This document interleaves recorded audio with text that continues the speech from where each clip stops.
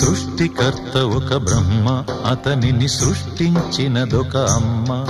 ఆ అమ్మకి తెలియని చిత్రాలు ఎన్నో, ఈ సృష్టిని స్తంభింపచేసే తంత్రాలు ఎన్నో. సృష్టికర్త ఒక బ్రహ్మ, అతనిని సృష్టించినదొక అమ్మ.